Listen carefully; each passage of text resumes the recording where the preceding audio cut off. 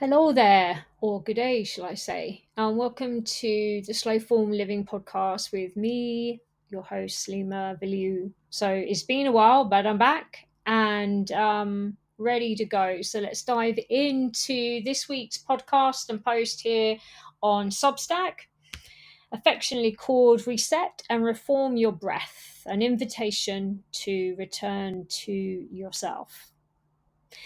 This week's invitation explores the benefits of breath work on and off the reformer. We look at the neuroanatomy of breath and movement, a passion of mine, and how breath work can help with the challenges of menopause. And then we round everything off with a reformer yin inspired breathing practice or pranayama technique. So lately, after an extremely busy 6-month cycle of training in mat Pilates, reformer Pilates, and more recently reformer yin, I found myself in a slower, more introspective state, a kind of personal reform, as you would. Moments of pauses along the way have become essential to be able to take all the information in, digest it, and then more importantly, to also have quieter periods to see how I might fuse together all of the elements that I've learned along the way into helping others, into offerings moving forward. October, after all, is a season of pausing, reviewing, and gently rebuilding. I don't know if that resonates with you, but I think there's something quite powerful about giving yourself the time to catch your breath, literally and metaphorically.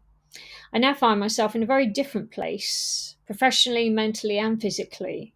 And truthfully, it feels like I've landed in a much better place.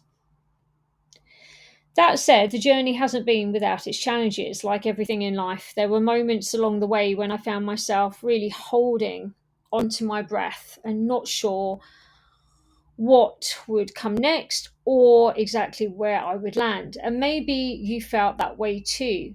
Maybe you felt that way too more recently. Of course, while movement and meditation have been steady companions for me, like they are for many people, the one thing that's truly anchored me more than anything else has been returning to the breath work that I used to do many, many, many years ago. Teaching pranayama, as it's known in yogic circles, is something I've taught for over 2 decades, but never really imagined it would resurface the way it has. Something that feels like second nature to me has always been starting each session or class of movement with a few minutes of breathing to help students ground in their receptivity. And what I mean by that, in other words, is helping them to land in session without rushing them into the movement at the end, rushing them into the movement, and also at the end to allow their nervous system to recalibrate. And we know that we live in a world of constant stimulation, and so we really deserve moments to allow ourselves to switch off and go within. And I believe this is reflected in our breathing and ultimately how we then move and think after. What I found was because I studied my reformer classes so differently, people were a bit shocked at first. And I thought, I'm not sure, I'm not the typical reformer teacher. I'm not sure how this will go down, but I've always stayed true to who I am as a person and who I am as a teacher. So I think, people were shocked at first, but then what was interesting was after the end of the class, people would come up, or people do come up and thank me for giving them time to pause when they've been rushing around, coming in from sorting out the kids or coming from work. So they have that pause before they start to move. And ultimately, at the end, to allow themselves to fully enjoy the session, have a mini rest, have a mini nidra before they go back out into the world, whether that be go to bed to go to sleep or whether you're doing one of my classes during the day and you're going back to work. So I have to say that the response has been quite overwhelming. And more importantly, I'm so happy that people are benefiting or feeling like they're really benefiting from practicing in this way. And then, as serendipity would have it, I recently came across some old notes from a workshop I taught back in 2018 to a bunch of students at the University of London for stress during exam season. And if you are listening to this, you won't be able to see the pictures, but if you go across to the Substack post, you'll be able to see part of the presentation I did for a workshop in regards to neuroanatomy breathing movements and how stretches can prepare certain parts of the body for breathing. And more importantly, it's a great prep for meditation, we know that, but maybe for our work on the reformer as well, if you practice on the reformer.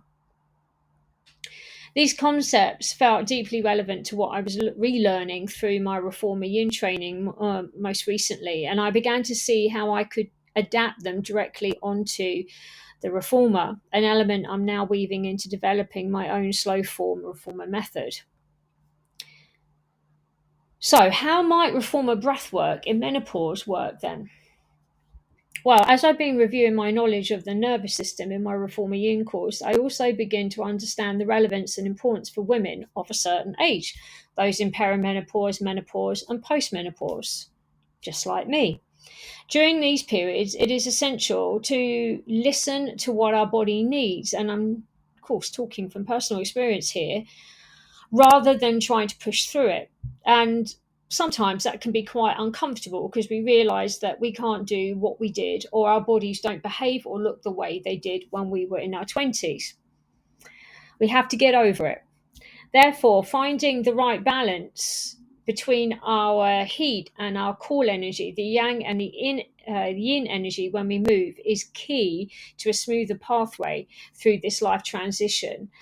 And it's also finding that balance as we move, whether we're on or off a reformer, and being aware that maybe doing a practice that is heat bound consistently is not going to be beneficial in the long term. There's plenty of science to support that for when you transit through menopause. The main purpose, after all, breathing techniques are to help shift the body into more of a restful state, so more of a rest and digest state, supporting the calming influence of the parasympathetic system. And that obviously reflects on our heart, our lungs, and even our digestive organs.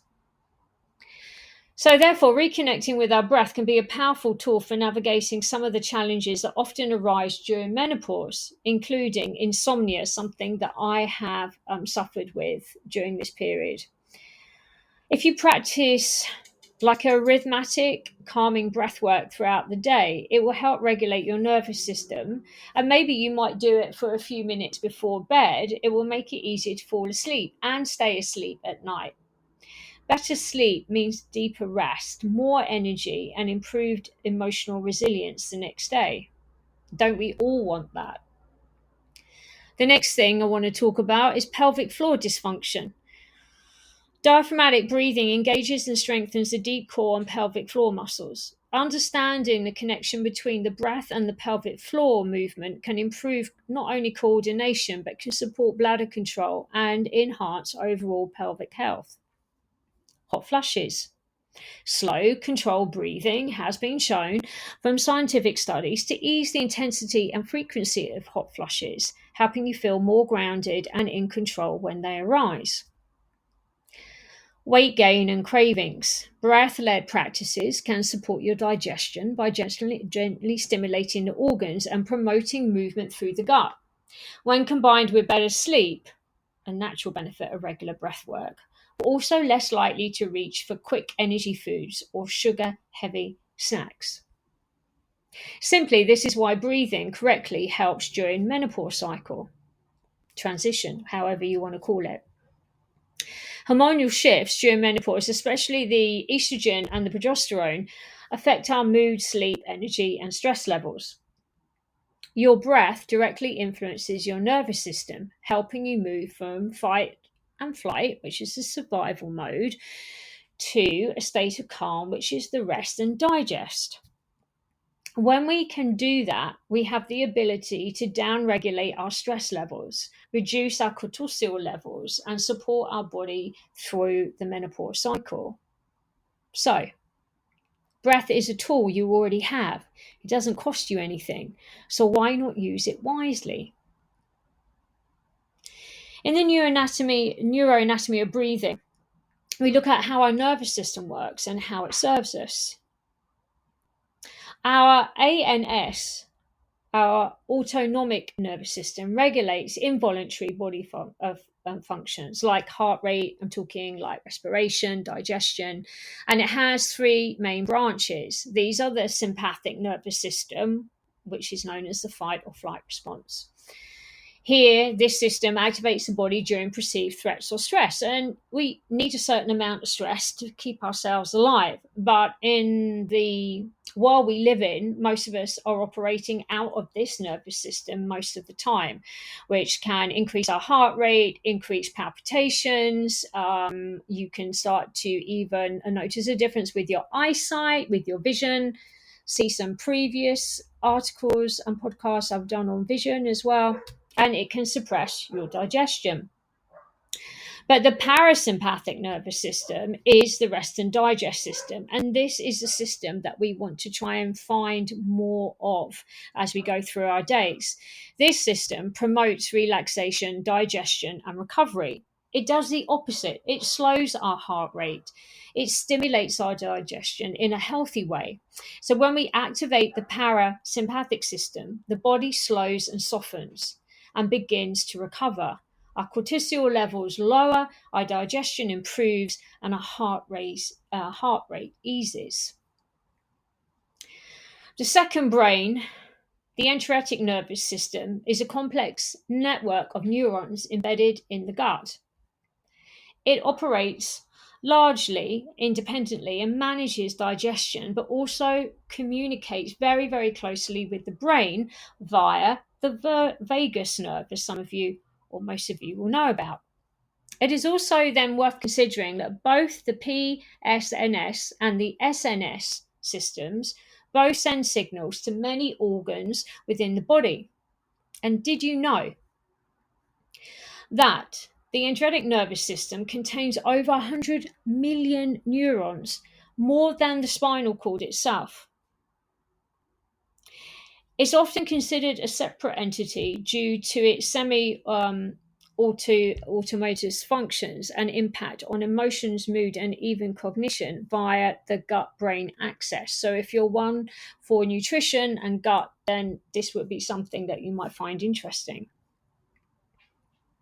All of that aside, that is why in every reformer class I now teach, we begin and end with conscious breathing. This balances the nervous system and sets the tone for the practice. Post-session, it brings the body into recovery mode, which is where the body can adapt, strengthen, balance, and where any healing can actually happen. Therefore, in my opinion, there should always be a moment of rest at the end of every physical session or every movement session you do to allow the body to reset itself. Not just to catch your breath, but, like I said, to allow the nervous system to integrate all the work you've done. For example, when you rush straight out of class, you skip this vital recovery phase altogether.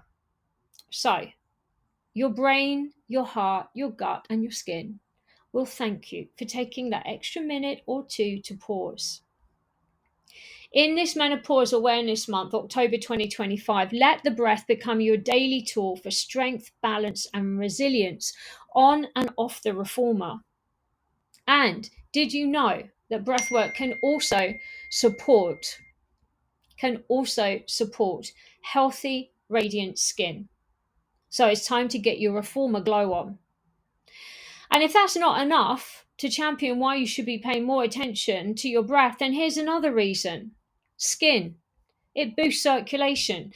Deep breathing increases oxygen flow, which nourishes skin cells and promotes a healthy, natural glow. Reduces stress-related skin issues. Activating the parasympathetic nervous system can help calm inflammation, reduce breakouts, and even ease conditions like eczema.